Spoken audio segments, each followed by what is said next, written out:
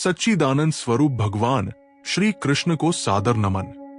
वे जगत के जन्म, स्थिति और विनाश के मूल कारण हैं तथा तीनों प्रकार के तापों, आध्यात्मिक, आधिदैविक, आधिभौतिक का नाश करने वाले हैं।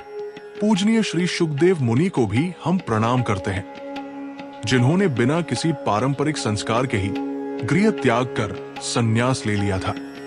जब उनके पिता ने विरह में उन्हें पुकारा तो वृक्षों ने उनकी ओर से उत्तर दिया।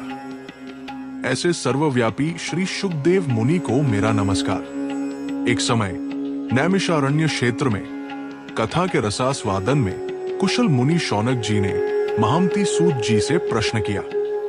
शौनक जी बोले, हे सूत जी, आपका ज्ञान अज्ञान के अंधकार को करोड़ों सूर्यों के समान नष्ट कर देता है।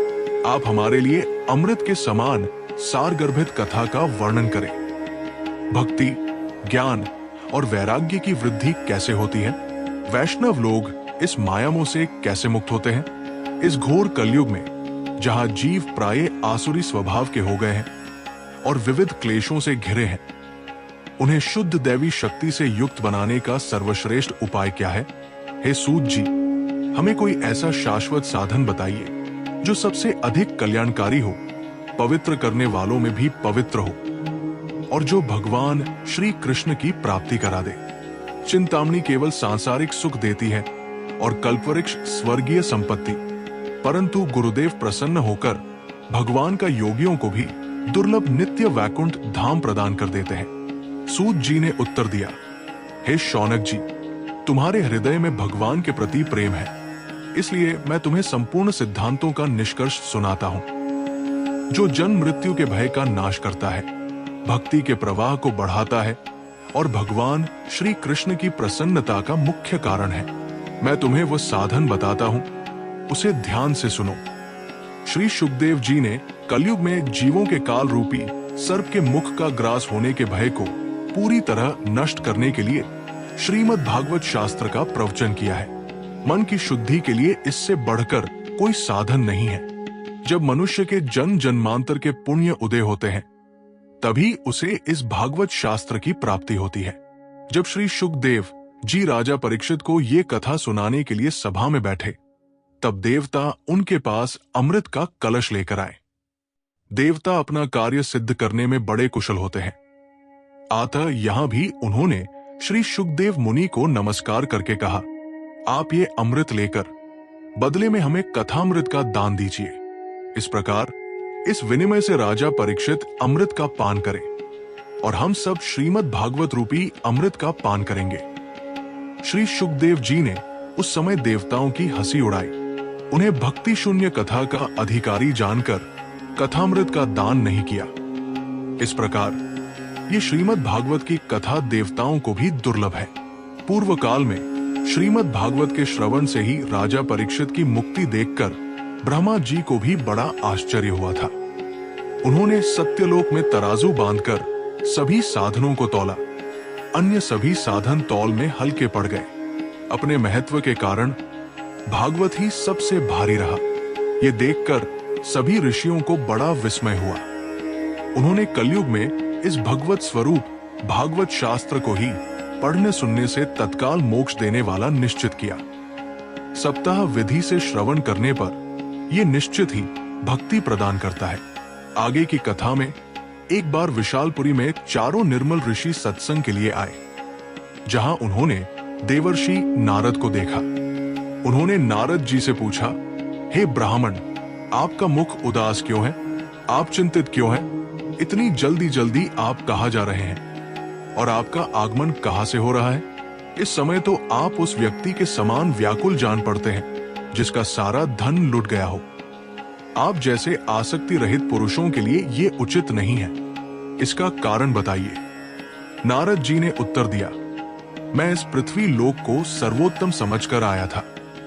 यहाँ पुष्कर, प्रयाग, काशी, गोदावरी, हरिद्वार, कुरुक्षेत्र, श्रीरंग और सेतुबंध आदि कई तीर्थों में मैं इधर उधर विचरण कर रहा था, किंतु मुझे कहीं भी मन को संतोष देने वाली शांति नहीं मिली। इस समय अधर्म के सहायक कलयुग ने सारी पृथ्वी को पीड़ित कर रखा है।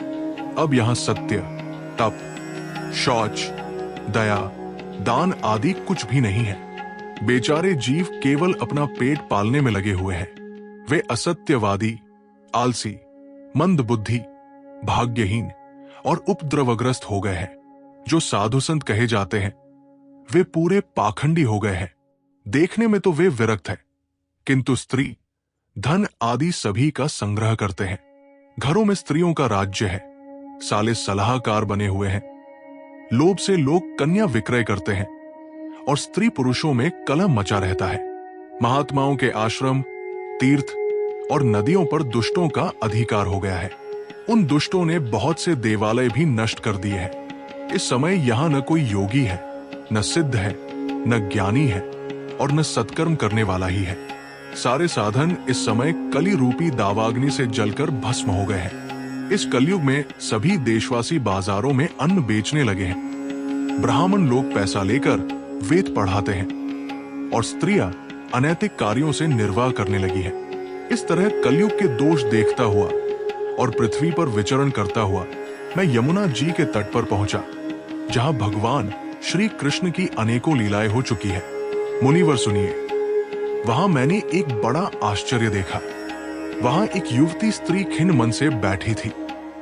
उसके पास दो वृद्ध पुरुष अचेत अवस्था में पड़े जोर जोर से सांस ले रहे थे। वो तरुणी उनकी सेवा करती हुई कभी उन्हें चेत कराने का प्रयत्न करती और कभी उनके आगे रोने लगती थी। वो अपने शरीर के रक्षक परमात्मा को दसों दिशाओं में देख रही थी। उसके चारों ओर सैकड़ों स्त्रियां उसे पंखा झल रही थी और बार बार समझाती जाती थी। दूर से ये सब देखकर मैं उत्सुकतावश उसके पास चला गया।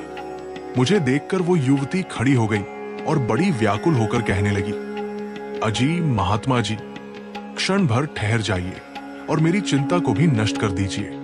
आपका दर्शन तो संसार के सभी पापों को सर्वथा नष्ट कर देने वाला है। आपके वचनों से मेरे दुख की भी बहुत कुछ शांति हो जाएगी। मनुष्य का जब बड़ा भाग्य होता है तभी आपके दर्शन हुआ करते हैं। नारद जी कहते हैं, तब मैंने उस स्त्री से पूछा, देवी तुम कौन हो? ये दोनों पुरुष तुम्हारे क्या होते हैं? और तुम्हारे पास ये कमल नैनी देवियां कौन है? तुम हमें विस्तार से अपने दुख का कारण बताओ। युवती ने उत्तर दिया, मेरा नाम भक्ति है। ये ज्ञान और वैराग्य नामक मेरे पुत्र हैं। समय के फेर से ही ये ऐसे जीर्ण शीर्ण हो गए हैं। ये देवियां गंगा जी आदि नदियां हैं। ये सब मेरी सेवा करने के लिए ही आई है। इस प्रकार साक्षात देवियों के द्वारा सेवित होने पर भी मुझे सुख शांति नहीं है। तपोधन, अब ध्यान देकर मेरा वृत्तांत सुनिए। मेरी कथा वैसे तो प्रसिद्ध है, फिर भी उसे सुनकर आप मुझे शांति प्रदान करें। मैं द्रविड़ देश में उत्पन्न हुई, कर्नाटक में बढ़ी, कहीं कहीं महाराष्ट्र में सम्मानित हुई, किंतु गुजरात में मुझको बुढ़ापे ने आ घेरा। वहां घोर कलयुग के प्रभाव से पाखंडियों ने मुझे अंग भंग कर दिया। बहुत समय तक ये अवस्था रहने के कारण मैं अपने पुत्रों के साथ दुर्बल और निस्तेज हो गई। अब जब से मैं वृंदावन आई तब से पुनः परम सुंदरी स्वरूपवती नवयुवती हो गई हूं। किंतु सामने पड़े हुए ये दोनों मेरे पुत्र थकेमांदे दुखी हो रहे हैं। अब मैं ये स्थान छोड़कर अन्यत्र जाना चाहती हूं। ये दोनों बूढ़े हो गए हैं, इसी दुख से मैं दुखी हूं। मैं तरुणी क्यों और ये दोनों मेरे पुत्र बूढ़े क्यों? हम तीनों साथ साथ रहने वाले हैं, फिर ये विपरीत क्यों? होना तो ये चाहिए कि माता बूढ़ी हो और पुत्र तरुण। इसी से मैं आश्चर्यचकित चित्त से अपनी इस अवस्था पर शोक करती रहती हूं। आप परम बुद्धिमान एवं योग निधि हैं। इसका क्या कारण हो सकता है, बताइए। जब नारद जी ने भक्ति की दीनहीन स्थिति देखी तो उनके हृदय में करुणा उमड़ पड़ी। उन्होंने भक्ति के पुत्रों, ज्ञान और वैराग्य को चेतना में लाने का प्रयास किया। उन्होंने अपने हाथ से उन्हें हिलाया डुलाया और उनके कान के पास जाकर ऊंचे स्वर में पुकारा, ओ ज्ञान जागो, ओ वैराग्य जागो। उन्होंने उन्हें वेदों की ध्वनियां, वेदांत के उद्घोष और बार बार गीता के पाठ से जगाने का प्रयास किया। उनके प्रयासों से ज्ञान और वैराग्य ने जैसे तैसे आंखें खोली और बड़ी मुश्किल से उठे, लेकिन आलस्य और वृद्धावस्था के कारण वे जम्हाई लेते रहे, ठीक से देख भी नहीं पा रहे थे। उनके बाल सफेद हो चुके थे और उनके अंग सूखे काठ के समान निर्जीव और कठोर दिख रहे थे। अत्यधिक भूख और प्यास से दुर्बल होने के कारण वे फिर से सो गए। नारद जी ये देखकर अत्यंत चिंतित हुए और सोचने लगे, अब मैं क्या करूं? इनकी ये गहरी नींद और उससे भी बढ़कर इनकी वृद्धावस्था कैसे दूर हो? वे गहन चिंता में लीन होकर भगवान का स्मरण करने लगे। उसी क्षण आकाशवाणी हुई, हे मुनि, दुखी मत होइए, आपका ये प्रयास अवश्य सफल होगा। हे देवर्षि, इसके लिए आप एक शुभ कर्म करें। ये कर्म आपको संत शिरोमणि महानुभाव बताएंगे।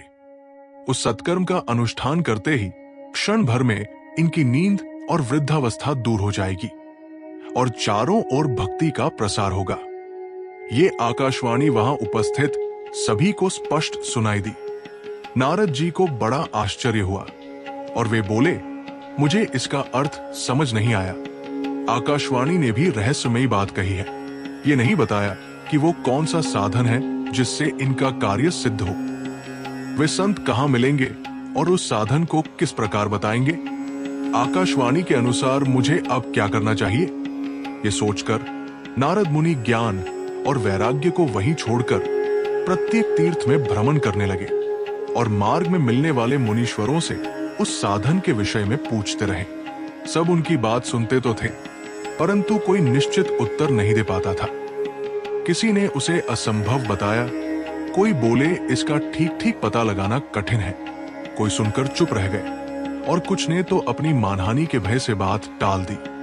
तीनों लोकों में एक बड़ा आश्चर्यजनक कोलाहल मच गया। लोग आपस में फुसफुसाने लगे। जब वेद ध्वनि, वेदांत घोष और बार बार गीता पाठ सुनाने पर भी भक्ति, ज्ञान और वैराग्य को नहीं जगाया जा सका, तो और कोई उपाय नहीं है। स्वयं योगीराज नारद को भी जिसका ज्ञान नहीं है, उसे दूसरे साधारण लोग कैसे बता सकते हैं? इस प्रकार जिन जिन ऋषियों से इस विषय में पूछा गया, उन्होंने निर्णय करके यही कहा कि ये कार्य अत्यंत कठिन है। तब नारद जी बहुत चिंतित हुए और बद्री वन में आए। ज्ञान और वैराग्य को जगाने के लिए उन्होंने वहां तपस्या करने का निश्चय किया। इसी समय उनके सामने करोड़ों सूर्यों के समान तेजस्वी सनकादि ऋषि प्रकट हुए। नारद जी ने उनसे प्रार्थना की, कृपा करके शीघ्र ही वो साधन बताइए। आप सभी बड़े योगी, बुद्धिमान और विद्वान हैं। आप देखने में 5 वर्ष के बालक से जान पड़ते हैं, किंतु आप पूर्वजों के भी पूर्वज हैं। आप लोग सदा वैकुंठ धाम में निवास करते हैं, निरंतर हरि कीर्तन में तत्पर रहते हैं और भगवत लीला के अमृत रस का आस्वादन कर सदा उसी में उन्मत्त रहते हैं। एकमात्र भगवत कथा ही आपके जीवन का आधार है। आपके मुख में सदा हरि शरणम, भगवान ही हमारे रक्षक है, ये वाक्य रहता है, जिससे काल प्रेरित वृद्धावस्था भी आपको बाधा नहीं पहुंचाती। पूर्व काल में आपके भ्रूभंग मात्र से भगवान विष्णु के द्वारपाल जय और विजय तुरंत पृथ्वी पर गिर गए थे और फिर आपकी ही कृपा से वे पुनः वैकुंठ लोक पहुंच गए। आज आपका दर्शन बड़े सौभाग्य से ही हुआ है। मैं बहुत दीन हूं और आप लोग स्वभाव से ही दयालु हैं, इसलिए मुझ पर आपको अवश्य कृपा करनी चाहिए। बताइए, आकाशवाणी ने जिसके विषय में कहा है वो कौन सा साधन है और मुझे किस प्रकार उसका अनुष्ठान करना चाहिए?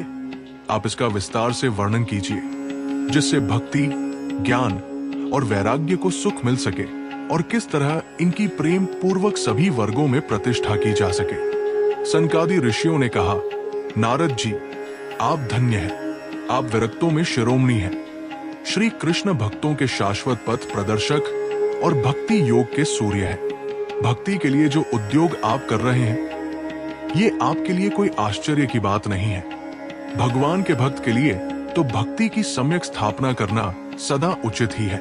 संसार में अनेकों मार्ग प्रकट किए गए हैं, किंतु वे सभी कष्ट साध्य हैं और परिणाम में प्राय स्वर्ग की ही प्राप्ति कराने वाले हैं। अभी तक भगवान की प्राप्ति कराने वाला मार्ग तो गुप्त ही रहा है। उसका उपदेश करने वाला पुरुष प्राय भाग्य से ही मिलता है। आपको आकाशवाणी ने जिस सत्कर्म का संकेत किया है उसे हम बताते हैं। आप प्रसन्न और एकाग्रचित होकर सुनिए। नारद जी, द्रव्य यज्ञ, तपो यज्ञ, योग यज्ञ और स्वाध्याय रूप ज्ञान यज्ञ, ये सब तो स्वर्ग आदि की प्राप्ति कराने वाले कर्म की ही ओर संकेत करते हैं। पंडितों ने ज्ञान यज्ञ को ही सत्कर्म का सूचक माना है। वो श्रीमद् भागवत का पारायण है, जिसका गान श्री शुकदेव आदि महानुभावों ने किया है। उसके शब्द सुनने से ही भक्ति, ज्ञान और वैराग्य को बड़ा बल मिलेगा। इससे ज्ञान और वैराग्य का कष्ट मिट जाएगा और भक्ति को आनंद मिलेगा। जैसे सिंह की गर्जना सुनकर भेड़िए भाग जाते हैं, उसी प्रकार श्रीमद् भागवत की ध्वनि से कलयुग के सारे दोष नष्ट हो जाएंगे। तब प्रेम रस प्रवाहित करने वाली भक्ति, ज्ञान और वैराग्य को साथ लेकर प्रत्येक घर और व्यक्ति के हृदय में क्रीड़ा करेगी। नारद जी ने कहा, मैंने वेद वेदांत की ध्वनि और गीता पाठ करके उन्हें बहुत जगाया, किंतु फिर भी भक्ति, ज्ञान और वैराग्य नहीं जगे। ऐसी स्थिति में श्रीमद् भागवत सुनाने से वे कैसे जगेंगे? क्योंकि उस कथा के प्रत्येक श्लोक और प्रत्येक पद में भी वेदों का ही तो सारांश है। आप लोग शरणागत वत्सल हैं और आपका दर्शन कभी व्यर्थ नहीं होता। इसलिए मेरा ये संदेह दूर कर दीजिए, इसमें विलंब न कीजिए। सनकादि ऋषियों ने उत्तर दिया, जैसे ईख में रस रहता है, किंतु उस स्थिति में उसका आस्वादन नहीं किया जा सकता, वही जब अलग होकर फल के रूप में आ जाता है, तब संसार में सभी को प्रिय लगने लगता है। दूध में ही रहता ही है, किंतु उस समय उसका अलग स्वाद नहीं मिलता। वही जब उससे अलग हो जाता है, तब देवताओं के लिए भी स्वादवर्धक हो जाता है। खांड, गुड़, ईख के और छोर और बीच में भी व्याप्त रहती है, तथापि अलग होने पर उसकी कुछ और ही मिठास होती है। ऐसी ही ये भागवत की कथा है। ये भागवत पुराण वेदों के समान है। श्री व्यासदेव ने इसे भक्ति, ज्ञान और वैराग्य की स्थापना के लिए प्रकाशित किया है। पूर्व काल में जिस समय वेद वेदांत के पारगामी भगवान व्यासदेव खिन्न होकर अज्ञान के समुद्र में गोते खा रहे थे, उस समय आपने ही उन्हें 4 श्लोकों में इसका उपदेश किया था। उसे सुनते ही उनकी सारी चिंता दूर हो गई थी। फिर इसमें आपको आश्चर्य क्यों हो रहा है जो आप हमसे प्रश्न कर रहे हैं? आपको उन्हें शोक और दुख का विनाश करने वाला श्रीमद् भागवत पुराण ही सुनाना चाहिए। नारद जी ने कहा, महानुभाव, आपका दर्शन जीव के संपूर्ण पापों को तत्काल नष्ट कर देता है, और जो संसार दुख रूपी दावाग्नि से तपे हुए हैं, उन पर शीघ्र ही शांति की वर्षा करता है। आप निरंतर शेष जी के सहस्त्र मुख से गाए हुए भगवत कथामृत का ही पान करते रहते हैं। मैं प्रेम लक्षणा भक्ति का प्रकाश करने के उद्देश्य से आपकी शरण लेता हूँ। जब अनेकों जन्मों के संचित पुण्य पुंज का उदय होने से मनुष्य को सत्संग मिलता है, तब वो उसके अज्ञान जनित मोह और मद रूपी अंधकार का नाश करके विवेक को उदय करता है। सनकादि ऋषियों ने नारद जी से कहा, हे मुनिवर, अब ध्यान देकर श्रीमद् भागवत के सप्ताह विधि का श्रवण कीजिए। ये सभी यज्ञों में श्रेष्ठ है और श्री कृष्ण की प्रसन्नता का मुख्य कारण है। इस संसार में जो कोई भी इस विधि से भक्ति पूर्वक भागवत का श्रवण करता है, वो सभी पापों से मुक्त होकर अंत में भगवान के धाम को प्राप्त होता है। इस सप्ताह यज्ञ के लिए उचित समय का चुनाव करना चाहिए। वर्षा ऋतु में जब बादल छाए हों और चारों ओर हरियाली हो, उस समय ये कथा विशेष फल देने वाली होती है। इस कथा को सुनने के लिए पवित्र स्थान का चयन करना चाहिए, जैसे कि तीर्थस्थल, नदी का किनारा, मंदिर या कोई पवित्र आश्रम। श्रोता और वक्ता दोनों को शुद्ध मन और शरीर से होना चाहिए। कथा का आरंभ करने से 10 दिन पहले से ही इसकी सूचना लोगों को दे देनी चाहिए, ताकि अधिक से अधिक लोग इस पुण्य कर्म में सम्मिलित हो सके। कथा आरंभ करने से पहले गणेश जी, गुरुदेव और श्रीमद् भागवत पुराण की पूजा करनी चाहिए। वक्ता को व्यास आसन पर बैठकर कथा का वाचन करना चाहिए और श्रोताओं को शांत और एकाग्र मन से कथा सुननी चाहिए। कथा के दौरान क्रोध, लोभ, मोह, मद और मत्सर जैसे विकारों का त्याग करना चाहिए, ब्रह्मचर्य का पालन करना चाहिए और सात्विक भोजन करना चाहिए। 7 दिनों तक कथा का श्रवण करने के बाद 8वें दिन हवन, ब्राह्मण भोजन और दान का आयोजन करना चाहिए। इससे कथा का पूर्ण फल प्राप्त होता है। जो व्यक्ति इस सप्ताह विधि से श्रीमद् भागवत का श्रवण करता है वो निश्चित रूप से भक्ति, ज्ञान और वैराग्य से युक्त होता है। उसके सभी पाप नष्ट हो जाते हैं और उसे भगवान के चरण कमलों में स्थान मिलता है। अब हम तुम्हें इस महात्म्य को प्रमाणित करने वाली एक प्राचीन कथा सुनाते हैं। ध्यान से सुनो। पूर्व काल में तुंगभद्रा नदी के तट पर धुंधकारी नाम का एक व्यक्ति था। वो अत्यंत दुष्ट, पापी और चरित्रहीन था। उसके पिता का नाम आत्मदेव था, जो बहुत विद्वान और धर्मात्मा थे, और उनकी पत्नी का नाम धुंधुली था। धुंधुली स्वभाव से बहुत क्रोधी और झगड़ालू थी। आत्मदेव और धुंधुली के कोई संतान नहीं थी, जिससे वे बहुत दुखी रहते थे। आत्मदेव ने बहुत तपस्या की और भगवान की कृपा से उन्हें एक पुत्र होने का वरदान मिला, लेकिन उनकी पत्नी के स्वभाव के कारण उन्होंने एक गाय के गर्भ से गोकर्ण नामक पुत्र को जन्म दिया। वहीं धुंधुली ने एक स्त्री के सहयोग से एक दुष्ट पुत्र को जन्म दिया, जिसका नाम धुंधकारी रखा गया। गोकर्ण बचपन से ही धार्मिक, ज्ञानी और संत स्वभाव का था। वो वेदों का अध्ययन करता था और सदैव धर्म के मार्ग पर चलता था। इसके विपरीत धुंधकारी जन्म से ही अधर्मी, व्यभिचारी और चोर था।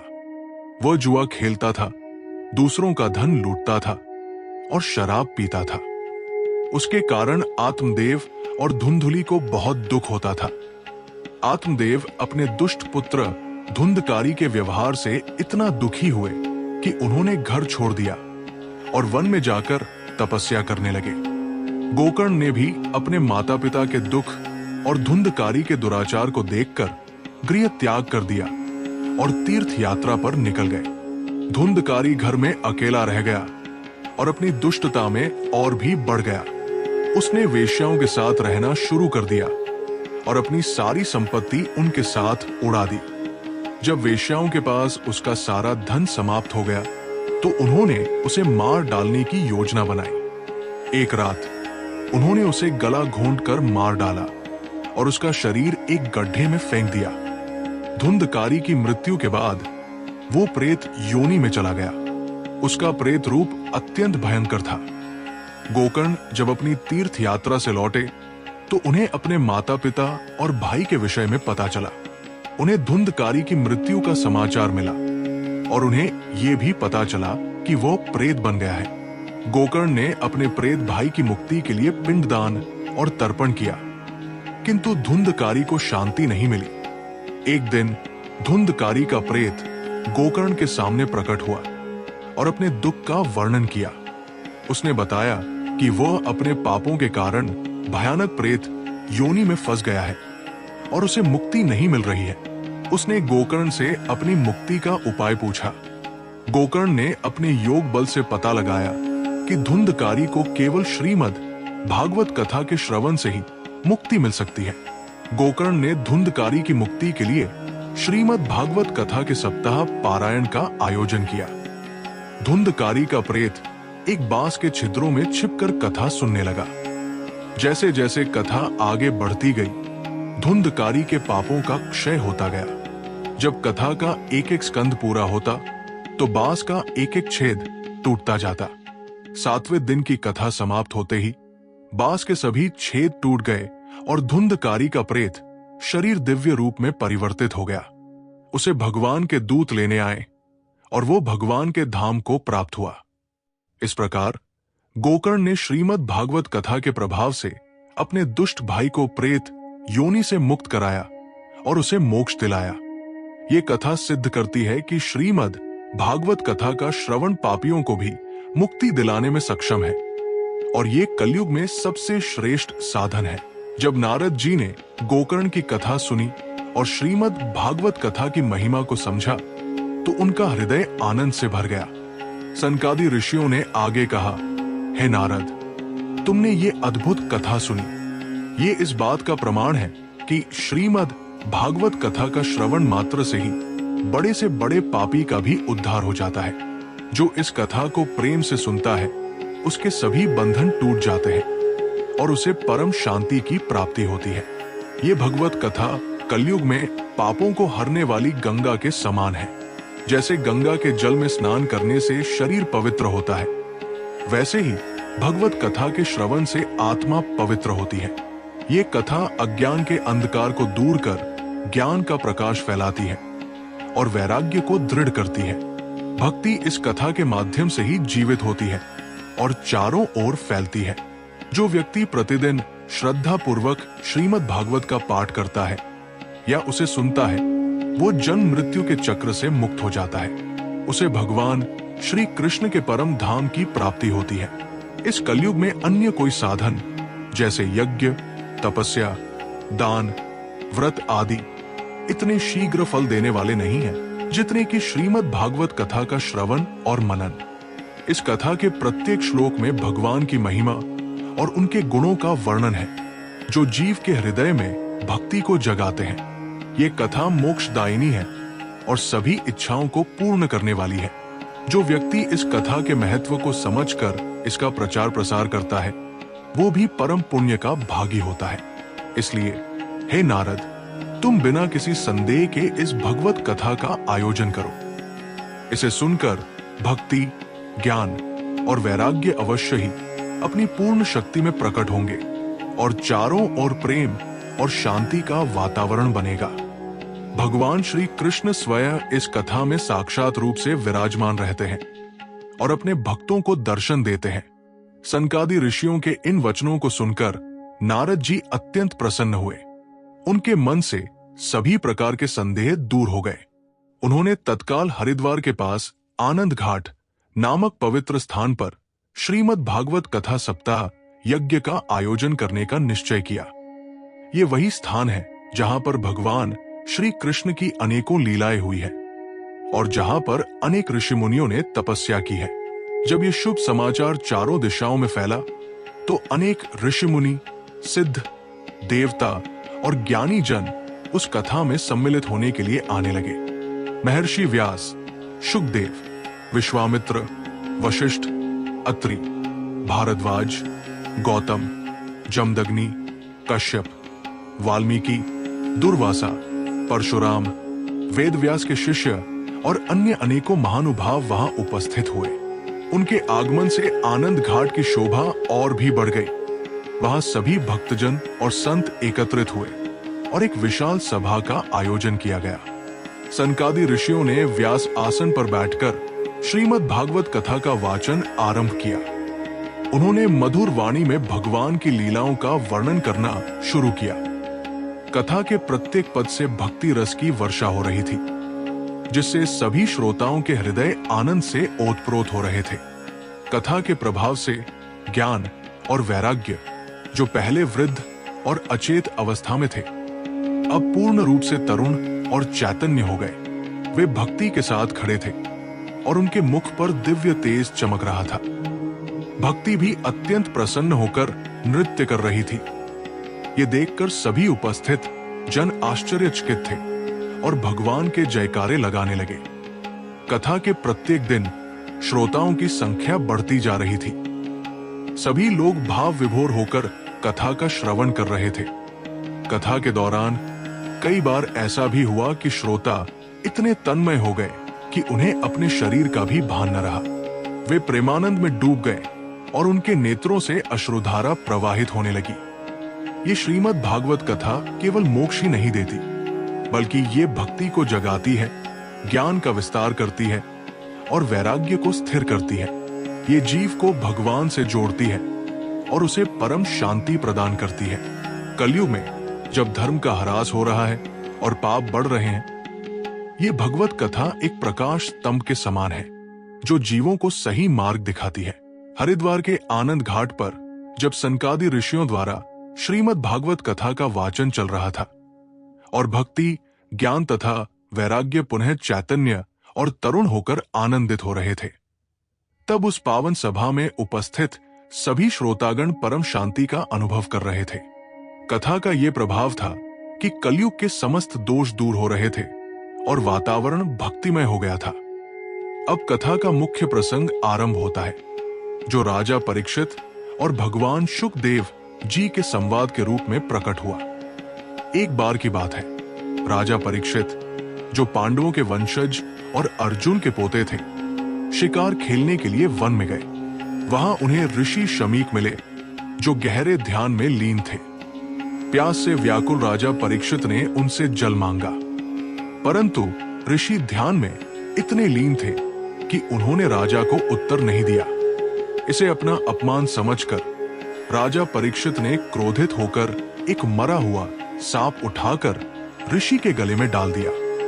ऋषि शमी के पुत्र श्रृंगी ऋषि को जब अपने पिता के इस अपमान का पता चला तो वे अत्यंत क्रोधित हुए और उन्होंने राजा परीक्षित को शाप दे दिया कि आज से 7वें दिन तक्षक नाग उन्हें डस लेगा, जिससे उनकी मृत्यु हो जाएगी। राजा परीक्षित को जब अपने किए पर पश्चाताप हुआ और उन्हें शाप का पता चला तो उन्होंने अपने राज्य को त्याग दिया और गंगा नदी के तट पर आकर बैठ गए, अपनी मृत्यु की प्रतीक्षा करने लगे। राजा परीक्षित ने निश्चय किया कि वे शेष 7 दिनों में अपने जीवन को सार्थक करेंगे और मोक्ष प्राप्त करेंगे। उनकी इस प्रतिज्ञा को सुनकर अनेक ऋषिमुनि और महात्मा वहां एकत्रित हुए। वे सभी राजा परीक्षित को उनके अंतिम समय में उचित मार्गदर्शन प्रदान करना चाहते थे। उसी सभा में देवयोग से भगवान शुकदेव मुनि का आगमन हुआ। शुकदेव जी भगवान व्यासदेव के पुत्र थे और वे परम ज्ञानी, विरक्त और सर्वज्ञ थे। उनके आगमन से पूरी सभा में एक नई ऊर्जा का संचार हो गया। राजा परीक्षित ने शुकदेव जी को देखते ही उनके चरणों में प्रणाम किया और बड़ी विनम्रता से उनसे अपने प्रश्न पूछे। राजा परीक्षित ने कहा, हे भगवन, हे महायोगिन, मैं तो पहले से ही क्षत्रिय होने के कारण संत समागम का अधिकारी नहीं था, किंतु आज आपने कृपा पूर्वक अतिथि के रूप में पधार कर मुझे तीर्थ के समान पवित्र कर दिया है। आप जैसे महात्माओं के स्मरण मात्र से ही गृहस्थों के घर तुरंत पवित्र हो जाते हैं। फिर आपके दर्शन, स्पर्श, आपके चरणों का जल और आपको आसन प्रदान करने का सुअवसर मिलने पर तो कहना ही क्या है। हे महायोगिन, जैसे भगवान विष्णु के सामने दैत्य नहीं ठहरते, वैसे ही आपकी उपस्थिति से बड़े बड़े पाप भी तुरंत नष्ट हो जाते हैं। मुझे लगता है कि पांडवों के प्रिय भगवान श्री कृष्ण मुझ पर अत्यंत प्रसन्न है। उन्होंने अपने प्रिय भाइयों की प्रसन्नता के लिए उन्हीं के कुल में उत्पन्न हुए मेरे साथ भी अपनापन का व्यवहार किया है। यदि भगवान श्री कृष्ण की कृपा न होती तो आप जैसे एकांत वनवासी परम सिद्ध पुरुष स्वयं पधार कर मृत्यु के इस समय हम जैसे सामान्य मनुष्यों को क्यों दर्शन देते। आप योगियों के परम गुरु हैं, इसलिए मैं आपसे परम सिद्धि के स्वरूप और साधन के संबंध में प्रश्न कर रहा हूं। हे भगवन, जो पुरुष मृत्यु के निकट है उसे क्या करना चाहिए? मनुष्य मात्र को सामान्य रूप से क्या करना चाहिए? वे किसका श्रवण करें, किसका जप करें, किसका स्मरण करें और किसका भजन करें तथा किसका त्याग करें? हे भगवत स्वरूप मुनिवर, आपके दर्शन से ही मेरा मन शांत हो गया है। कृपया मेरे प्रश्नों का उत्तर दीजिए। राजा परीक्षित के इस अत्यंत महत्वपूर्ण प्रश्न को सुनकर भगवान शुकदेव जी अत्यंत प्रसन्न हुए। उन्होंने राजा परीक्षित की जिज्ञासा की सराहना की और उन्हें बताया कि उनका प्रश्न सभी मनुष्यों के कल्याण के लिए है, विशेषकर उन लोगों के लिए जो अपने जीवन के अंतिम क्षणों में हैं और मोक्ष की कामना करते हैं। शुकदेव जी ने उत्तर देना आरंभ किया। हे राजन, तुमने बहुत ही श्रेष्ठ प्रश्न किया है। ये प्रश्न सभी जीवों के कल्याण के लिए है। ये प्रश्न मुझे भगवान श्री कृष्ण का स्मरण करा रहा है। मनुष्य को मृत्यु के भय से मुक्त होने के लिए और परम पद प्राप्त करने के लिए क्या करना चाहिए? अब मैं तुम्हें इसका विस्तार से वर्णन करूंगा। तुम्हें ध्यान पूर्वक सुनना चाहिए। शुकदेव जी ने कहा कि जो व्यक्ति मृत्यु के निकट है उसे सर्वप्रथम संसार के सभी मोह बंधनों का त्याग कर देना चाहिए।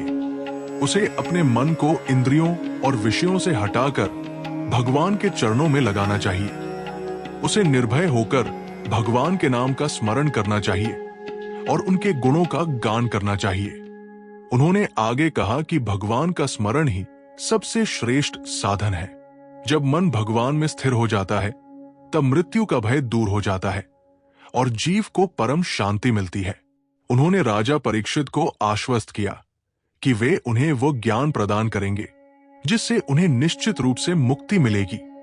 राजा परीक्षित के महत्वपूर्ण प्रश्न का उत्तर देते हुए भगवान शुकदेव जी ने आगे कहा, हे राजन, ये सत्य है कि हर मनुष्य को मृत्यु का सामना करना पड़ता है, इसलिए जीवन के प्रत्येक क्षण का सदुपयोग करना चाहिए, विशेषकर अंतिम समय का। जो व्यक्ति मृत्यु के निकट है उसे सर्वप्रथम अपने घर परिवार, धन संपत्ति और समस्त सांसारिक मोहमाया का त्याग कर देना चाहिए।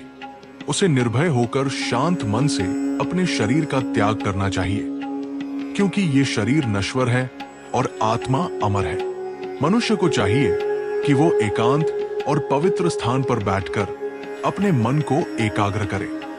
उसे अपनी इंद्रियों को विषयों से हटाकर आत्मचिंतन में लगाना चाहिए। श्वास प्रश्वास पर ध्यान केंद्रित करते हुए अपने मन को धीरे धीरे परमात्मा में स्थिर करने का प्रयास करना चाहिए। योगियों के लिए यह ध्यान मार्ग अत्यंत महत्वपूर्ण है, जो उन्हें अंतरात्मा में परमात्मा का साक्षात्कार कराता है। परंतु हे राजन, कलयुग में मन को पूर्ण रूप से एकाग्र करना और हठ योग का अभ्यास करना अत्यंत कठिन है। इस युग में जीवों के पास न तो पर्याप्त आयु है, न तपस्या करने की शक्ति और न ही मन को वश में करने का धैर्य। इसलिए इस कलयुग में भगवान की भक्ति ही सर्वश्रेष्ठ और सबसे सुलभ मार्ग है। मनुष्य मात्र को चाहिए कि वो भगवान श्री कृष्ण की लीलाओं का श्रवण करे, उनका स्मरण करे, उनके गुणों का गान करे और उनके नाम का जप करे। भगवान का नाम ही कलयुग में मोक्ष का आधार है। हरे कृष्ण कृष्ण कृष्ण हरे हरे, हरे राम राम राम हरे हरे, इस महामंत्र का जप करने से मन पवित्र होता है और आत्मा को शांति मिलती है। भगवान के नाम में असीम शक्ति है जो सभी पापों को नष्ट कर देती है और चित्त को शुद्ध करती है। जो व्यक्ति भगवान की कथा सुनता है उसके हृदय में भक्ति का उदय होता है। कथा के माध्यम से ही उसे भगवान के स्वरूप, उनकी लीलाओं और उनके दिव्य गुणों का ज्ञान होता है। ये ज्ञान उसे संसार की क्षण भंगुरता का बोध कराता है और उसे वैराग्य की ओर प्रेरित करता है। मनुष्य को उन सभी वस्तुओं और कर्मों का त्याग करना चाहिए जो उसे भगवान से दूर करती है। उसे असत्य, हिंसा, चोरी, व्यभिचार, लोभ, क्रोध, मोह, मद और मत्सर जैसे दुर्गुणों का त्याग करना चाहिए। उसे सत्संग का आश्रय लेना चाहिए और सदा सत्य का पालन करना चाहिए। सात्विक भोजन करना चाहिए और मन, वचन, कर्म से शुद्ध रहना चाहिए। हे राजन, जिस प्रकार एक दीपक हजारों दीपकों को प्रज्वलित कर सकता है, उसी प्रकार एक भक्त अपने शुद्ध आचरण और भक्ति के प्रकाश से दूसरों को भी भक्ति के मार्ग पर ला सकता है। भगवान को केवल प्रेम और श्रद्धा से ही प्राप्त किया जा सकता है, न कि कठोर तपस्या या जटिल कर्म कांडों से। श्रीमद् भागवत पुराण भगवान श्री कृष्ण का साक्षात स्वरूप है। इस पुराण में भगवान के अवतारों, उनकी लीलाओं और उनके भक्तों के अद्भुत चरित्रों का वर्णन है।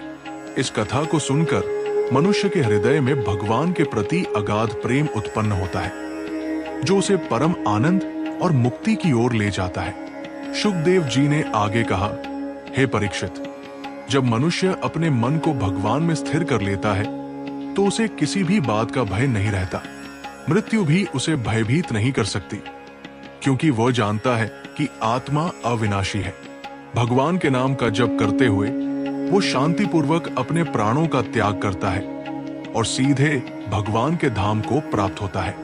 ये संसार एक माया का खेल है। जो इसमें आसक्त होता है वो दुख पाता है। जो इससे विरक्त होकर भगवान की शरण लेता है उसे परम सुख मिलता है। इसलिए हे राजन, तुम इन 7 दिनों में पूर्ण रूप से भगवान में लीन हो जाओ। सभी प्रकार की चिंताओं का त्याग करके केवल भगवान के नाम का स्मरण करो और उनकी लीलाओं का श्रवण करो। यही तुम्हारे लिए मोक्ष का एकमात्र मार्ग है। इस प्रकार भगवान शुकदेव जी ने राजा परीक्षित को आत्म साक्षात्कार और मोक्ष प्राप्त करने का मार्ग बताया। उनकी मधुर वाणी से पूरी सभा में दिव्य शांति और भक्ति का अनुभव हुआ। राजा परीक्षित को आगे उपदेश देते हुए भगवान शुकदेव जी ने कहा, हे राजन, तुमने आत्मा के कल्याण का मार्ग पूछा है और मैं तुम्हें अब सृष्टि के रहस्य और भगवान के विराट स्वरूप का वर्णन करता हूं, जिससे तुम्हारा मन भगवान में और भी दृढ़ हो सके। ये ज्ञान ही सभी भय और मोह से मुक्ति दिलाता है। ये संपूर्ण जगत भगवान श्री कृष्ण की ही शक्ति से उत्पन्न हुआ है, उन्हीं में स्थित है और उन्हीं में विलीन हो जाता है। भगवान ही इस सृष्टि के परम कारण है और वे ही तीनों गुणों सत्व, रज, तम के नियामक है। जब भगवान सृष्टि की इच्छा करते हैं तब वे अपनी माया शक्ति से प्रकृति को प्रेरित करते हैं और उसी से ये विविधतापूर्ण सृष्टि प्रकट होती है। सर्वप्रथम भगवान से महत्त्व, महान सिद्धांत उत्पन्न होता है, जिससे अहंकार, अहंभाव प्रकट होता है। इस अहंकार से तीनों प्रकार के गुण सात्विक, राजसिक, तामसिक उत्पन्न होते हैं और उनसे मन, इंद्रिया और पंचभूत पृथ्वी, जल, अग्नि, वायु, आकाश बनते हैं। इस प्रकार ये संपूर्ण ब्रह्मांड भगवान की इच्छा से ही प्रकट होता है। भगवान ही सबके हृदय में परमात्मा के रूप में विराजमान है और वे ही सभी जीवों के साक्षी हैं। वे सर्वव्यापी, सर्वज्ञ और सर्वशक्तिमान हैं। वे ही कर्मों के फलदाता है और वे ही जीवों को उनके कर्मों के अनुसार विभिन्न योनियों में जन्म देते हैं। जब भगवान श्री कृष्ण इस जगत का संहार करने की इच्छा करते हैं तब वे अपने संहारक रूप में प्रकट होते हैं। अंततः ये संपूर्ण सृष्टि उन्हीं में विलीन हो जाती है और केवल वही शेष रहते हैं। ये चक्र अनादि काल से चलता आ रहा है। हे राजन, भगवान का एक विराट स्वरूप भी है जिसमें ये संपूर्ण ब्रह्मांड समाया हुआ है। उनके पाद पाताल लोक है, उनके चरण रसातल है, उनके घुटने महतल है, उनकी जंघाएं तलातल है, उनकी नाभि आकाश है, उनका हृदय स्वर्ग है, उनका मस्तक सत्यलोक है, उनके नेत्र सूर्य और चंद्रमा है, उनके कान दिशाएं हैं, उनकी वाणी वेद है, उनके श्वास वायु है, उनकी त्वचा वृक्ष और औषधियां है, उनके केश बादल है, उनकी हड्डियां पर्वत है और उनके रक्तशिराएं नदियां हैं। उनके बल से पृथ्वी स्थिर है, उनके तेज से अग्नि प्रज्वलित होती है और उनके क्रोध से यमराज दंड देते हैं। ये विराट स्वरूप ही इस ब्रह्मांड का आधार है और जो मनुष्य इस विराट स्वरूप का ध्यान करता है वो सभी आसक्तियों से मुक्त हो जाता है। हे परीक्षित, ये विराट स्वरूप भगवान की भौतिक शक्ति का प्रदर्शन है, परंतु भगवान का वास्तविक स्वरूप तो परम दिव्य और प्रेममय है, जिसे केवल शुद्ध भक्ति से ही प्राप्त किया जा सकता है। जो व्यक्ति भगवान के इस विराट स्वरूप का चिंतन करता है उसका मन सांसारिक विषयों से हटकर भगवान में लीन हो जाता है। इस प्रकार मैंने तुम्हें भगवान की सृष्टि का रहस्य और उनके विराट स्वरूप का वर्णन किया है। ये ज्ञान मनुष्य को अहंभाव से मुक्त करता है और उसे भगवान की सर्वव्यापकता का बोध कराता है। जब मनुष्य ये समझ लेता है कि सब कुछ भगवान का ही स्वरूप है, तब वो किसी से द्वेष नहीं करता और सभी जीवों में भगवान को देखता है। तुम भी अपने अंतिम समय में इस विराट स्वरूप का चिंतन कर सकते हो, लेकिन इससे भी श्रेष्ठ मार्ग भगवान के मधुर लीलाओं का स्मरण और उनके नाम का जप है। भक्ति मार्ग में भगवान के साकार स्वरूप का ध्यान और उनकी प्रेममयी लीलाओं का चिंतन अधिक फलदायी होता है। कलयुग में जब मनुष्य की आयु कम होती है और उसकी बुद्धि चंचल होती है, तब ये भक्ति मार्ग ही उसे सहजता से भगवान तक पहुंचाता है। जो व्यक्ति श्रद्धा पूर्वक भगवान की कथा सुनता है उसके सभी पाप नष्ट हो जाते हैं और उसे परम आनंद की प्राप्ति होती है। राजा परीक्षित को सृष्टि के रहस्य और भगवान के विराट स्वरूप का वर्णन करने के बाद भगवान शुकदेव जी ने आगे कहा, हे राजन, ये सत्य है कि भगवान एक है, लेकिन वे अपने भक्तों पर कृपा करने और धर्म की स्थापना के लिए अनेक रूपों में अवतार लेते हैं। इन अवतारों के माध्यम से वे अपनी दिव्य लीलाएं प्रकट करते हैं, जो जीवों के मन को मोह लेती हैं और उन्हें भक्ति मार्ग पर अग्रसर करती है। भगवान के प्रमुख अवतारों में मत्स्य, कूर्म, वराह, नृसिंह, वामन, परशुराम, राम, बलराम, बुद्ध और कल्कि आदि शामिल है। प्रत्येक अवतार का एक विशिष्ट प्रयोजन होता है, जैसे धर्म की रक्षा करना, दुष्टों का संहार करना, भक्तों का उद्धार करना और संसार में धर्म की स्थापना करना। भगवान की लीलाएं अनंत है और उनका वर्णन करना किसी के लिए भी संभव नहीं है। जो व्यक्ति श्रद्धा पूर्वक इन लीलाओं का श्रवण करता है, उसका मन पवित्र हो जाता है और उसे परम शांति मिलती है। भगवान की लीलाएं न केवल मनोरंजन करती है, बल्कि वे हमें जीवन के मूल्यों, धर्म के सिद्धांतों और भक्ति के महत्व को भी सिखाती है। इस कलयुग में भगवान श्री कृष्ण का नाम संकीर्तन और उनकी लीलाओं का श्रवण ही सबसे श्रेष्ठ साधन है। जो व्यक्ति इस मार्ग का अनुसरण करता है, उसे किसी भी अन्य साधन की आवश्यकता नहीं होती। भगवान स्वयं अपने भक्तों की रक्षा करते हैं और उन्हें सभी कठिनाइयों से पार करते हैं। हे परीक्षित, भगवान के भक्तों की महिमा भी अनुपम है। जो व्यक्ति भगवान के भक्तों की सेवा करता है, वो सीधे भगवान की सेवा करता है। भक्तों का संग करने से मनुष्य के सभी पाप नष्ट हो जाते हैं और उसे भगवान के प्रति प्रेम उत्पन्न होता है। भक्तजन इस संसार में भगवान के दूत के समान होते हैं, जो जीवों को भक्ति मार्ग पर चलने के लिए प्रेरित करते हैं। भक्तजन संसार की सभी आसक्तियों का त्याग कर देते हैं और केवल भगवान के चरणों में लीन रहते हैं। वे सुख दुख, मान अपमान और लाभ हानि में सम रहते हैं। वे सभी जीवों पर दया करते हैं और किसी से भी द्वेष नहीं करते। उनका जीवन ही भगवान की सेवा और दूसरों के कल्याण के लिए समर्पित होता है। भगवान भी अपने भक्तों से अत्यंत प्रेम करते हैं। वे सदा अपने भक्तों की रक्षा करते हैं और उनकी सभी इच्छाओं को पूर्ण करते हैं। भक्तजन भगवान के हृदय में निवास करते हैं और भगवान भक्तों के हृदय में निवास करते हैं। ये भगवान और भक्त का संबंध अत्यंत मधुर और अलौकिक होता है। श्रीमद् भागवत पुराण में भगवान के ऐसे ही अनेक भक्तों के चरित्रों का वर्णन है, जिन्होंने अपनी अटूट भक्ति से भगवान को प्रसन्न किया और परम पद को प्राप्त किया। ध्रुव, प्रहलाद, अजामिल, गजेंद्र और अम्बरीश जैसे भक्तजन इसके ज्वलंत उदाहरण हैं। ध्रुव बालक होते हुए भी अपनी दृढ़ भक्ति से भगवान को प्रसन्न किया और अविचल पद प्राप्त किया। प्रहलाद ने अपने पिता हिरण्यकशिपु के अत्याचारों को सहते हुए भी भगवान पर अपनी निष्ठा बनाए रखी और भगवान ने स्वयं नृसिंह रूप में प्रकट होकर उनकी रक्षा की। अजामिल जैसे पापी को भी मृत्यु के समय भगवान के नाम का स्मरण करने से मुक्ति मिल गई। ये सभी कथाएं इस बात का प्रमाण है कि भगवान अपने भक्तों पर कितनी कृपा करते हैं और भक्ति मार्ग कितना शक्तिशाली है। जो व्यक्ति इन कथाओं को श्रद्धा पूर्वक सुनता है, उसके हृदय में भी भगवान के प्रति ऐसी ही अटूट भक्ति उत्पन्न होती है। हे राजन, तुम भी इन कथाओं का श्रवण कर अपने मन को भगवान में स्थिर करो।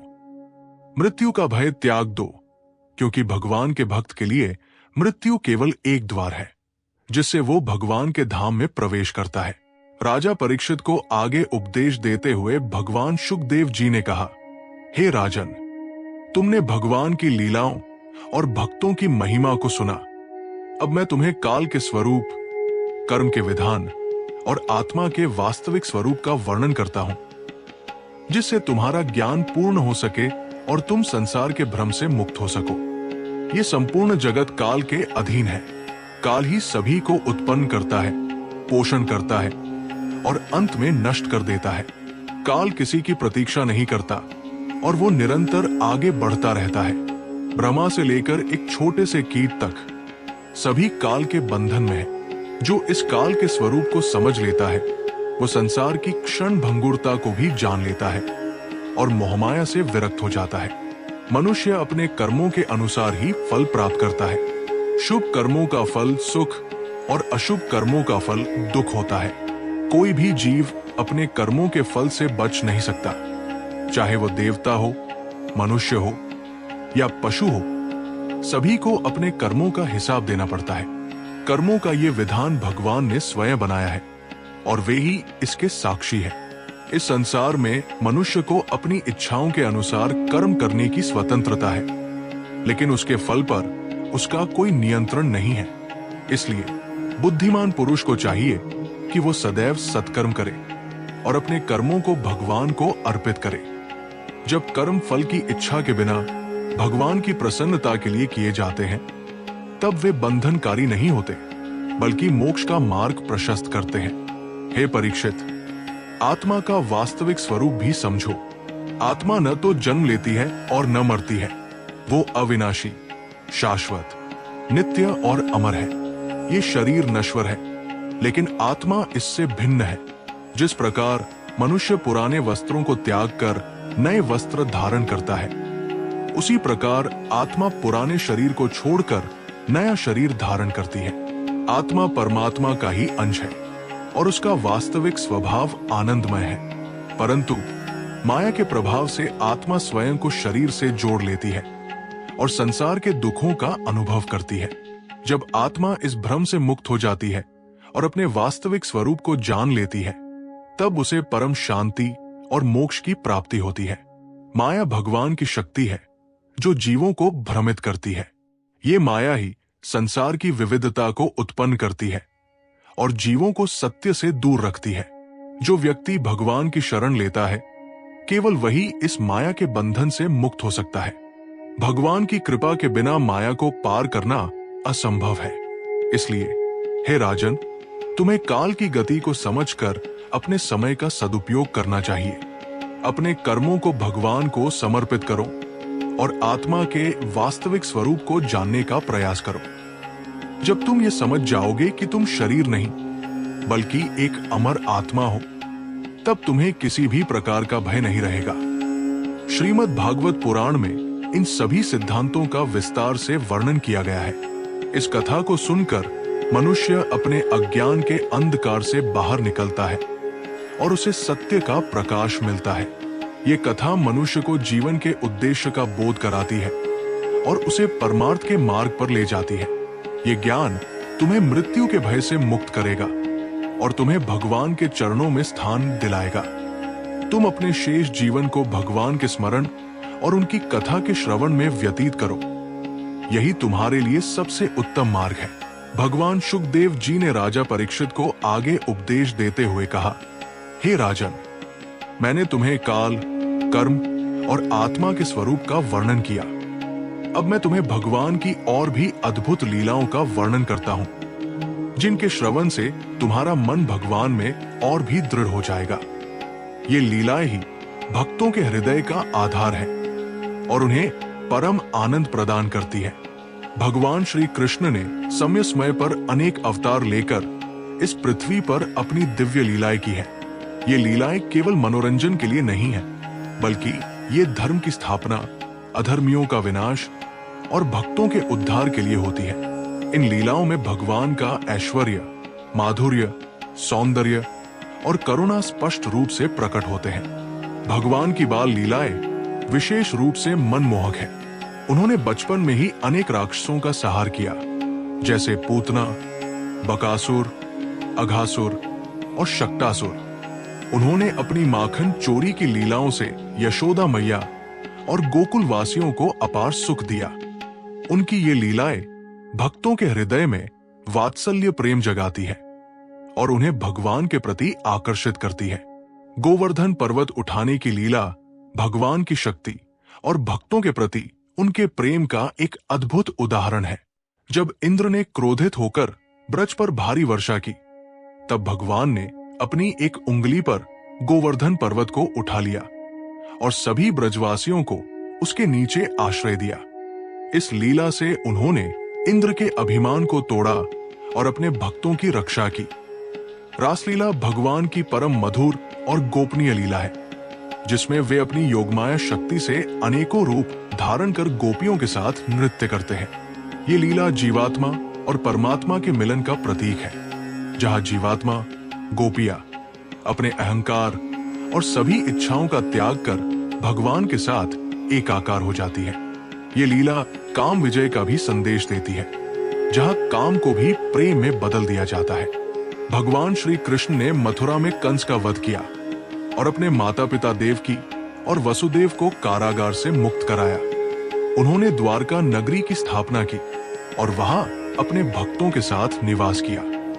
उनकी प्रत्येक लीला का एक गहरा अर्थ और संदेश होता है, जो जीवों को धर्म के मार्ग पर चलने और भगवान की भक्ति करने के लिए प्रेरित करता है। जो व्यक्ति इन लीलाओं का श्रद्धा पूर्वक श्रवण करता है, उसका मन पापों से मुक्त होता है और उसे परम शांति मिलती है। ये लीलाएं कलयुग के सभी दोषों को दूर करती है और जीवों को भगवान के प्रति प्रेम उत्पन्न कराती है। हे राजन, भगवान के भक्तजन भी इन लीलाओं का स्मरण कर निरंतर आनंदित रहते हैं। वे भगवान के नाम का जप करते हैं, उनकी कथा सुनते हैं और उनकी सेवा में लीन रहते हैं। ऐसे भक्तजनों को भगवान स्वयं अपने पास बुलाते हैं और उन्हें अपने परम धाम में स्थान देते हैं। ये भगवत कथा केवल कर्म कांड या ज्ञान की बात नहीं करती, बल्कि ये प्रेम लक्षणा भक्ति का मार्ग दिखाती है।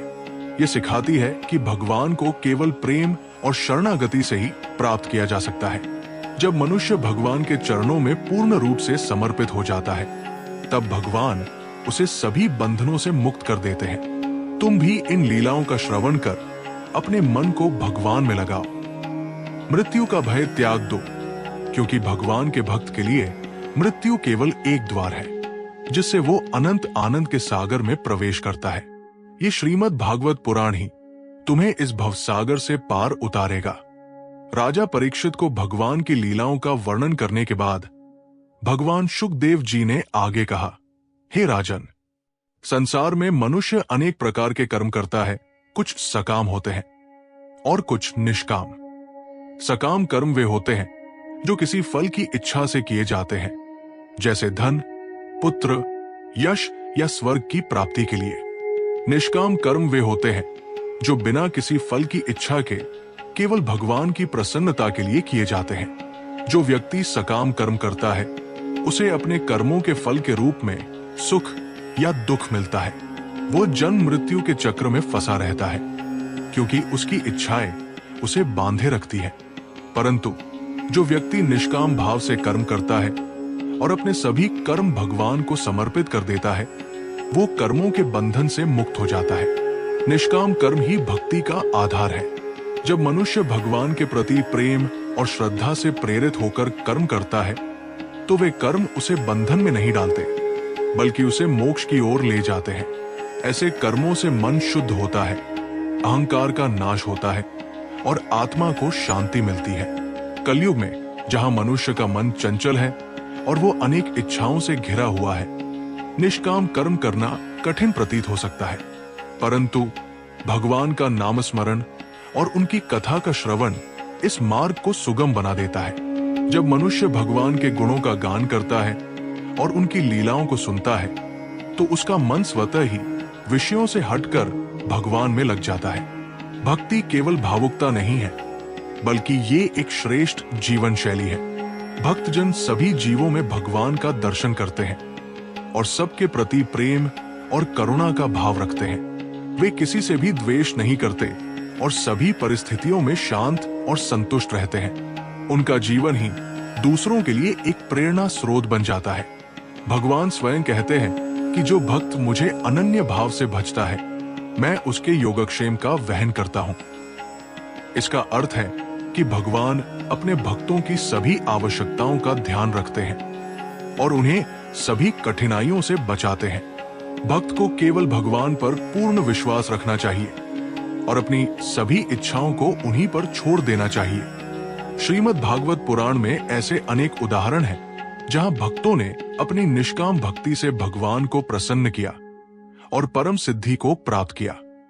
राजा बलि ने अपना सर्वस्व भगवान को अर्पित कर दिया और उन्हें परम पद प्राप्त हुआ। गजेंद्र हाथी ने संकट के समय भगवान को पुकारा और भगवान ने तत्काल प्रकट होकर उसकी रक्षा की। इन कथाओं से यह सिद्ध होता है कि भगवान अपने भक्तों के प्रति कितने दयालु है और भक्ति मार्ग कितना शक्तिशाली है। ये मार्ग मनुष्य को केवल मोक्ष ही नहीं देता, बल्कि उसे इस जीवन में भी परम शांति और आनंद प्रदान करता है। हे राजन, तुम भी अपने अंतिम समय में सकाम कर्मों का त्याग कर निष्काम भाव से भगवान का स्मरण करो। अपनी सभी इच्छाओं को भगवान के चरणों में समर्पित कर दो। इस श्रीमद् भागवत कथा का श्रवण ही तुम्हें इस भवसागर से पार उतारेगा और तुम्हें भगवान के नित्य धाम में स्थान दिलाएगा। मनुष्य जीवन का यही परम लक्ष्य है, भगवान को जानना, उनसे प्रेम करना और उनकी सेवा करना। जब ये लक्ष्य प्राप्त हो जाता है, तब जीवन सफल हो जाता है और आत्मा को परम शांति मिलती है। भगवान शुकदेव जी ने राजा परीक्षित को आगे उपदेश देते हुए कहा, हे राजन, मैंने तुम्हें काल, कर्म और आत्मा के स्वरूप का वर्णन किया। अब मैं तुम्हें भगवान की और भी अद्भुत लीलाओं का वर्णन करता हूं, जिनके श्रवण से तुम्हारा मन भगवान में और भी दृढ़ हो जाएगा। ये लीलाएं ही भक्तों के हृदय का आधार है और उन्हें परम आनंद प्रदान करती है। भगवान श्री कृष्ण ने समय समय पर अनेक अवतार लेकर इस पृथ्वी पर अपनी दिव्य लीलाएं की है। ये लीलाएं केवल मनोरंजन के लिए नहीं है, बल्कि ये धर्म की स्थापना, अधर्मियों का विनाश और भक्तों के उद्धार के लिए होती है।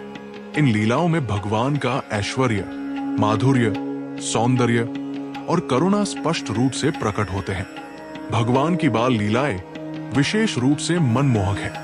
उन्होंने बचपन में ही अनेक राक्षसों का संहार किया, जैसे पूतना, बकासुर, अघासुर और शक्टासुर। उन्होंने अपनी माखन चोरी की लीलाओं से यशोदा मैया और गोकुल वासियों को अपार सुख दिया।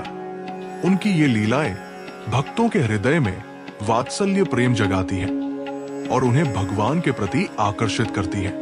गोवर्धन पर्वत उठाने की लीला भगवान की शक्ति और भक्तों के प्रति उनके प्रेम का एक अद्भुत उदाहरण है। जब इंद्र ने क्रोधित होकर ब्रज पर भारी वर्षा की, तब भगवान ने अपनी एक उंगली पर गोवर्धन पर्वत को उठा लिया और सभी ब्रजवासियों को उसके नीचे आश्रय दिया। इस लीला से उन्होंने इंद्र के अभिमान को तोड़ा और अपने भक्तों की रक्षा की। रासलीला भगवान की परम मधुर और गोपनीय लीला है, जिसमें वे अपनी योगमाया शक्ति से अनेकों रूप धारण कर गोपियों के साथ नृत्य करते हैं। ये लीला जीवात्मा और परमात्मा के मिलन का प्रतीक है, जहां जीवात्मा, गोपियां अपने अहंकार और सभी इच्छाओं का त्याग कर भगवान के साथ एकाकार हो जाती है। ये लीला काम विजय का भी संदेश देती है, जहां काम को भी प्रेम में बदल दिया जाता है। भगवान श्री कृष्ण ने मथुरा में कंस का वध किया और अपने माता पिता देवकी और वसुदेव को कारागार से मुक्त कराया। उन्होंने द्वारका नगरी की स्थापना की और वहां अपने भक्तों के साथ निवास किया। उनकी प्रत्येक लीला का एक गहरा अर्थ और संदेश होता है, जो जीवों को धर्म के मार्ग पर चलने और भगवान की भक्ति करने के लिए प्रेरित करता है। जो व्यक्ति इन लीलाओं का श्रद्धा पूर्वक श्रवण करता है, उसका मन पापों से मुक्त होता है और उसे परम शांति मिलती है। ये लीलाएं कलयुग के सभी दोषों को दूर करती है और जीवों को भगवान के प्रति प्रेम उत्पन्न कराती है। हे राजन, भगवान के भक्तजन भी इन लीलाओं का स्मरण कर निरंतर आनंदित रहते हैं। वे भगवान के नाम का जप करते हैं, उनकी कथा सुनते हैं और उनकी सेवा में लीन रहते हैं। ऐसे भक्तजनों को भगवान स्वयं अपने पास बुलाते हैं और उन्हें अपने परम धाम में स्थान देते हैं। ये भगवत कथा केवल कर्म कांड या ज्ञान की बात नहीं करती, बल्कि ये प्रेम लक्षणा भक्ति का मार्ग दिखाती है। ये सिखाती है कि भगवान को केवल प्रेम और शरणागति से ही प्राप्त किया जा सकता है। जब मनुष्य भगवान के चरणों में पूर्ण रूप से समर्पित हो जाता है, तब भगवान उसे सभी बंधनों से मुक्त कर देते हैं। तुम भी इन लीलाओं का श्रवण कर अपने मन को भगवान में लगाओ। मृत्यु का भय त्याग दो, क्योंकि भगवान के भक्त के लिए मृत्यु केवल एक द्वार है, जिससे वो अनंत आनंद के सागर में प्रवेश करता है।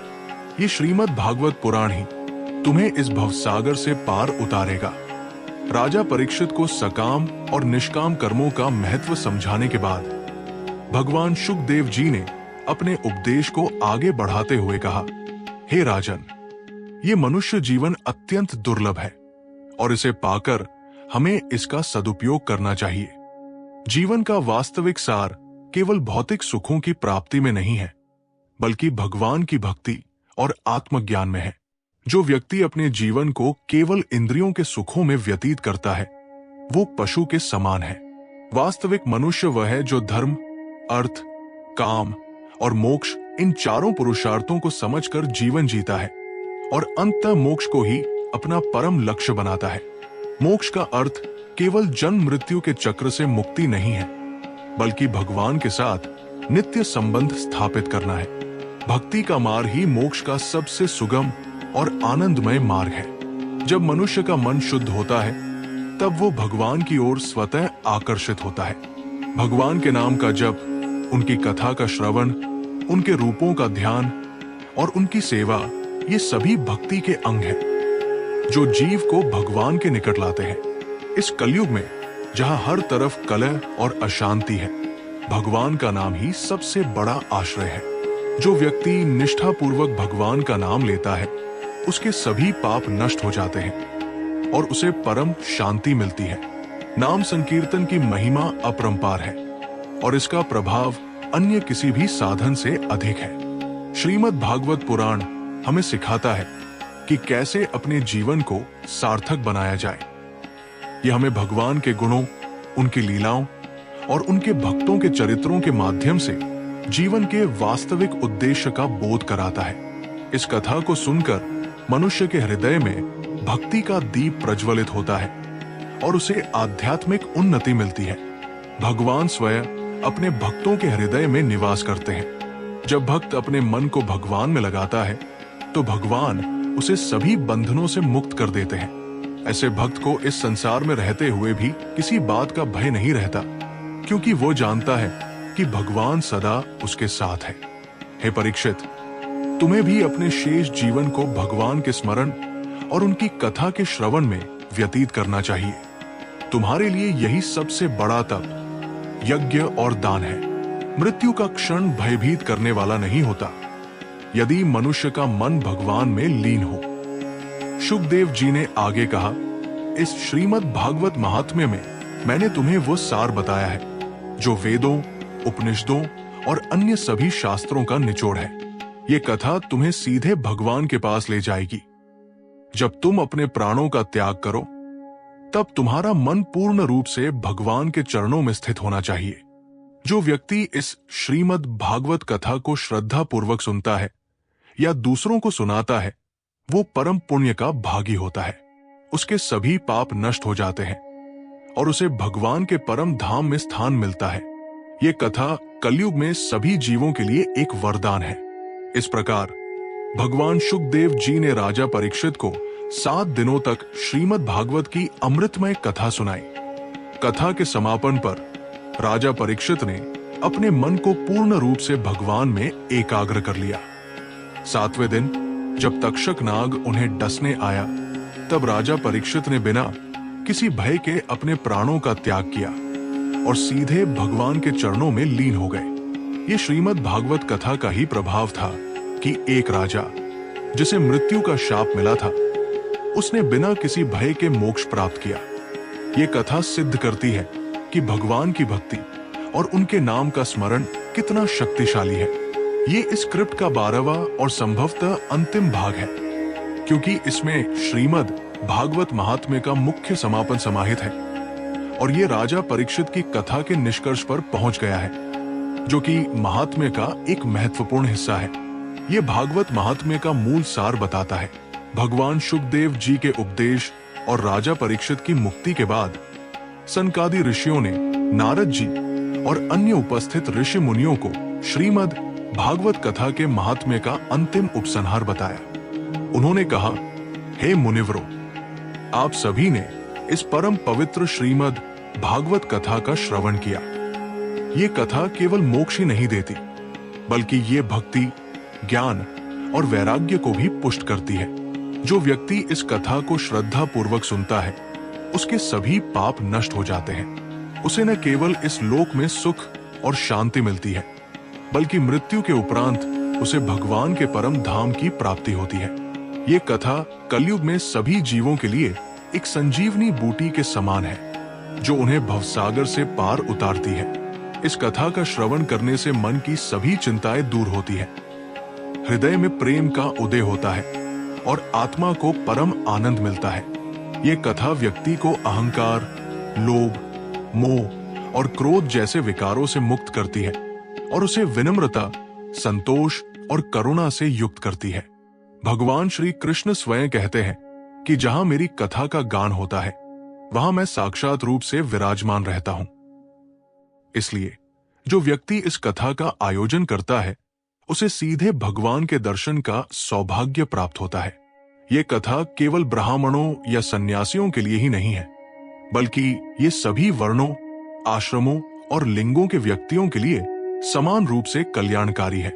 जो व्यक्ति इस कथा का दान करता है, यानी दूसरों को इसे सुनने के लिए प्रेरित करता है, वो भी परम पुण्य का भागी होता है। जो व्यक्ति इस कथा की पुस्तक का पाठ करता है या उसे दूसरों को पढ़ने के लिए देता है, उसे भी असीम फल मिलता है। ये श्रीमद् भागवत पुराण ही कलयुग में भगवान का साक्षात स्वरूप है। ये कथा हमें सिखाती है कि जीवन क्षण भंगुर है और हमें अपने समय का सदुपयोग भगवान की भक्ति में करना चाहिए। ये हमें बताती है कि सच्चा सुख संसार के भौतिक पदार्थों में नहीं, बल्कि भगवान के चरणों में है।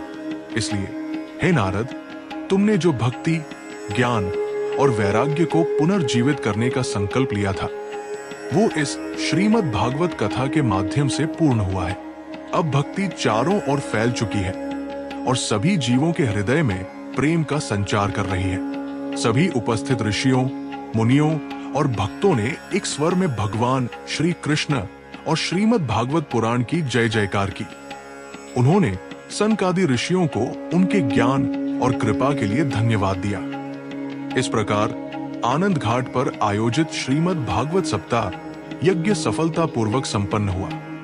ये यज्ञ न केवल राजा परीक्षित की मुक्ति का कारण बना, बल्कि इसने भक्ति, ज्ञान और वैराग्य को भी पुनः स्थापित किया और संसार में धर्म की जय जयकार हुई। हे शौनक जी, ये श्रीमद् भागवत महात्म्य का पूरा सार है। जो इसे सुनता है, उसके जीवन में शांति, आनंद और भक्ति का वास होता है। हमें उम्मीद है कि श्रीमद् भागवत महात्म्य की ये कथा आपके हृदय को स्पर्श कर गई होगी और आपको जीवन की गहरी शिक्षाओं को समझने में मदद मिली होगी। जैसा कि हमने इस पूरी कथा में देखा, श्रीमद् भागवत पुराण केवल एक ग्रंथ नहीं, बल्कि ये कलयुग में साक्षात भगवान श्री कृष्ण का स्वरूप है। इसके श्रवण मात्र से ही भक्ति, ज्ञान और वैराग्य का उदय होता है और हमें जन्म मृत्यु के बंधन से मुक्ति मिलती है। राजा परीक्षित और गोकर्ण की कथाओं ने हमें सिखाया कि सच्ची भक्ति और भगवान पर पूर्ण विश्वास हमें किसी भी भय और दुख से पार कर सकता है। ये कथा हमें शांति, आनंद और आध्यात्मिक उन्नति की ओर ले जाती है।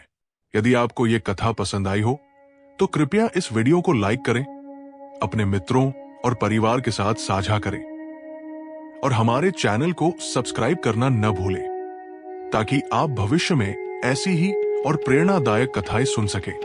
आपके विचार और सुझाव हमें कमेंट बॉक्स में जरूर बताएं। याद रखें, भगवान की लीलाएं अनंत हैं और उनका स्मरण हमें सदैव सकारात्मकता और शांति प्रदान करता है। बोलिए श्री कृष्ण भगवान की जय, श्रीमद् भागवत महात्म्य की जय। धन्यवाद।